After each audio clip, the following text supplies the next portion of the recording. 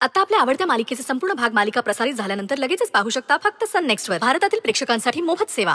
आणि ते कधी इथं पोहोचतील. निघ इथून प्लीज.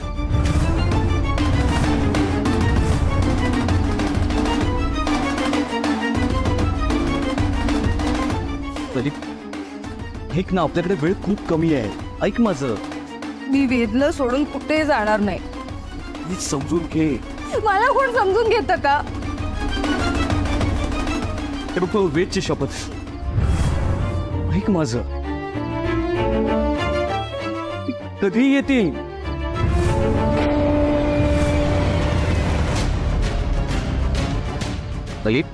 दादा आणि वहिनी येतात, तू निघ इथून. नली अगं ते सगळं येतात, तू निघ पटकन. नली ऐक माझं. ती येत आहेत. नली ऐक ना माझं. नली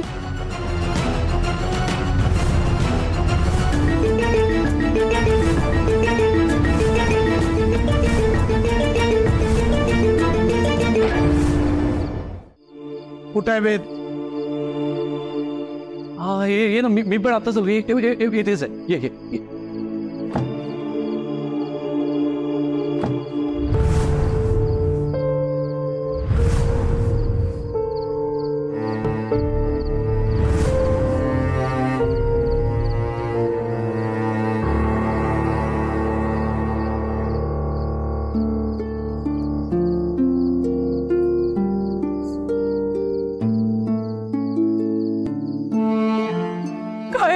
झाली हो माझ्या वेदची. मास्क पण लावलंय. डॉक्टर काय झालंय याला? मॅडम मॅडम अहो शांत व्हा. सांभाळा स्वतःला. अहो डॉक्टर काही सिरियस आहे का? डॉक्टर बेशुद्ध आहे का तो? म्हणजे कधीपर्यंत शुद्धीवर येईल? हे बघा, खूप गंभीर अवस्था होती वेदची. चाकूचा वार आहे, त्यामुळे जखमी खूप डीप आहे आणि रक्तही खूप गेलं. आम्ही ऑपरेशन लगेच केलं आणि ऑपरेशन सक्सेसफुल झालं. मात्र पुढचे 48 तास वेदला जपावं लागेल.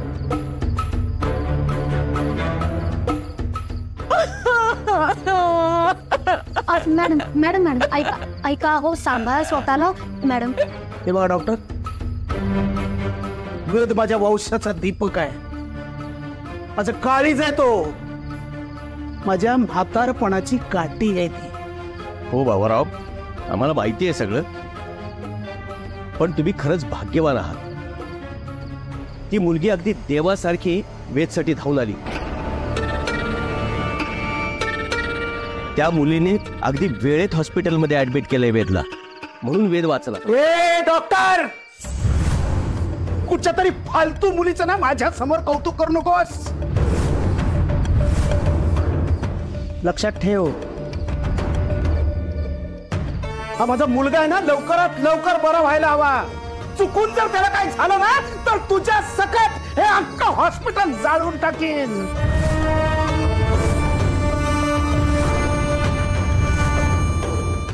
नाही बाबाराव, आम्ही प्रयत्न करतो.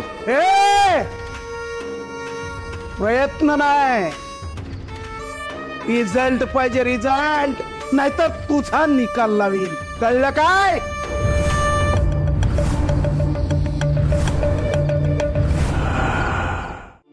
एक्सक्यूज मी, वेद खोत कितव्या मजल्यावर आहे प्लीज? 4था मजला 409 मध्ये आहेत. थँक्यू.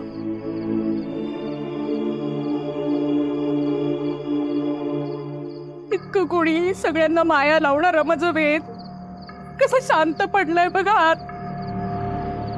कुठल्या दुष्टाने हल्ला केला असेल हो त्याच्यावर? मला नाही होणार त्या माणसाचं. हे बघ, तुझ्याकडे जर रुमाल असेल ना तर तोंडात कोंब. हॉस्पिटल आहे, आपलं घर नाही. कळलं काय? तेच म्हणायचंय मला. काय? हेच अल्ला. दादा मला राहून राहून असं वाटतंय, बाबाराव खोताच्या मुलाला जिवे मारण्याचं धाडस कोण करू शकतो? कारण मारेकरने एवढी तरी अक्कल नक्कीच असणार आहे की जर आपण असं काही केलं तर बाबाराव त्यांना जिवंत सोडणार नाही. हे कसं बोलता मावशी तुम्ही? कसं आहे ना शंकर, तू जे बोलतोयस ना ते रास्त आहे, पण त्याला आधार नाही. या बाबारावच्या मुलाच्या केसालाही धक्का लावण्याची कोणी हिंमत केली नसते. पण काय करणार, संगत आहे ना. कसली संगत? हेच, आपल्या बरोबर जर चांगली लोक असतील ना तर शुभ घडतं, पण वाईट लोक असतील ना तर अशुभ घडतं. ते म्हणतात ना, सुक्याबरोबर ओलं जळतं, तसं एका दुर्दैवी अपशकुनी तिकळी बरोबर दोस्ती केली ना त्याने, त्याचा परिणाम आहे हा. म्हणजे हे सगळं नलीमुळे घडलं असं तुला म्हणायचं? हो नक्कीच, माझी खात्री आहे असंच झालं असणार.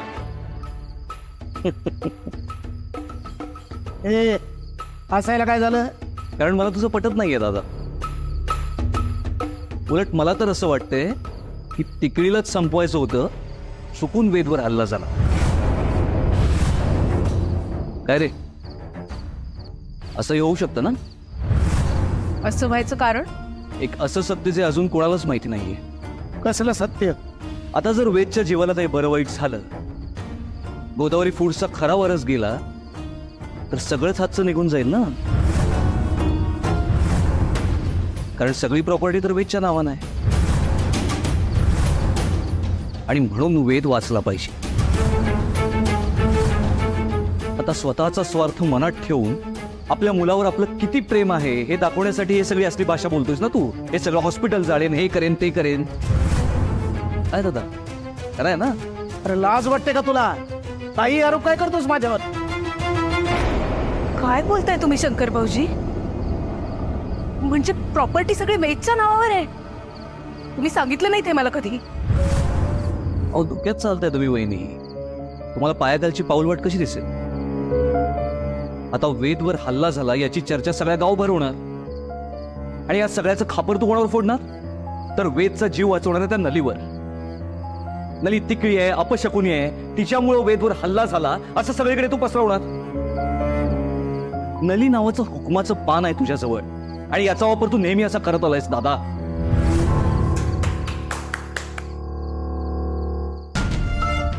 वा बाबाराव, तुला मिळालेला माहेरचा आहेर मला आवडला. त्या नलिनी वेदचा जीव वाचवला. तिचे आभार मानायचे सोडून तू तिला तिकळी आहे, अपशकुनी आहे म्हणून हिरावतोस. अरे ती नसती ना तर काय झालं असतं आपल्या वेदचं?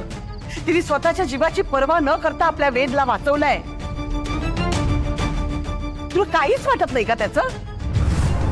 मला वाईट ह्या गोष्टीचं वाटतंय